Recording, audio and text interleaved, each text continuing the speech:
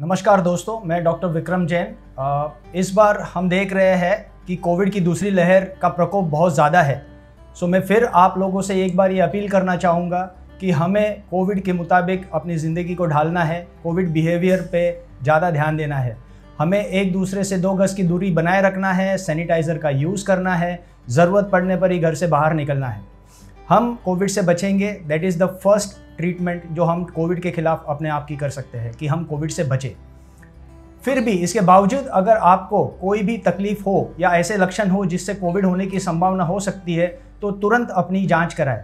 KDMC के द्वारा काफ़ी एंटीजन टेस्ट के लिए फैसिलिटीज़ की गई है जहां पे ये टेस्ट फ्री में होती है और विद इन 2 घंटे के अंदर आपको इसका रिजल्ट भी मिल जाता है। RT-PCR के लिए रुकने की ज़रूरत नहीं है।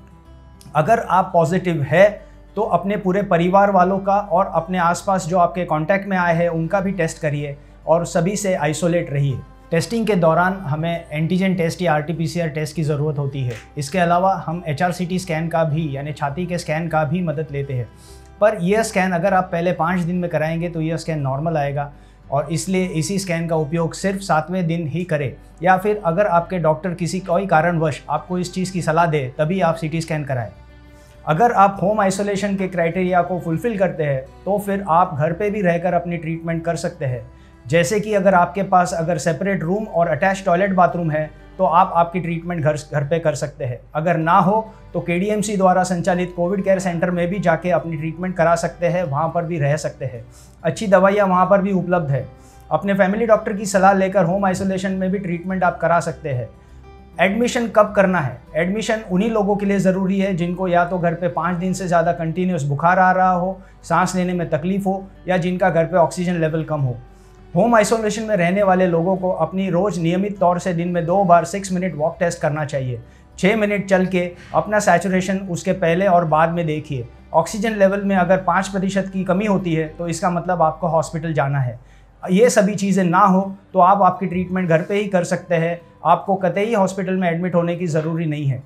अगर मान लो ये सभी चीज़ें हो के अगर आपको हॉस्पिटल में एडमिट होना ही पड़ा और कहीं भी अगर इंजेक्शन रेमडेसिविर आपको लिखा गया या आपको लिए एडवाइस किया गया और आपको ना मिले तो आपको चिंताग्रस्त होने की ज़रूरी नहीं है। स्टेट गवर्नमेंट की टास्क फोर्स ने अभी जो नए गाइडलाइन दिए हैं उसके अनुसार अगर आप बीमारी के पहले 9 दिन में ही हॉस्पिटल जाते हैं तो ही आपको रेमडेसिविर इंजेक्शन की उपयोगिता होगी। अदरवाइज़ आपको दूसरे काफ़ी दवाइयाँ अवेलेबल है जिनसे आपका ट्रीटमेंट इलाज किया जाएगा।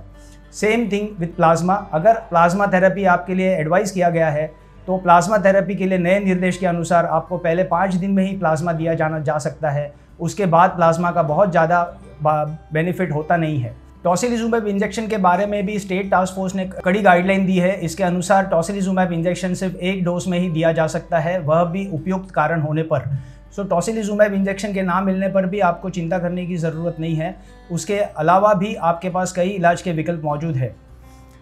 अब रहा सवाल इसके ऊपर प्राइमरी बचाव करने का, तो मेरा ये मानना है कि अगर आप में से कोई भी जो 45 एज के ऊपर है और जो वैक्सीन लेने के लिए जो क्वालिफाई करता है उसने वैक्सीन लेना चाहिए, सो दैट वैक्सीनेशन से हम अपनी कम्युनिटी की इम्यूनिटी को इम्प्रूव करेंगे और हम वैक्सीन के द्वारा इस बीमारी और महामारी पर जीत पा लेंगे। धन्यवाद।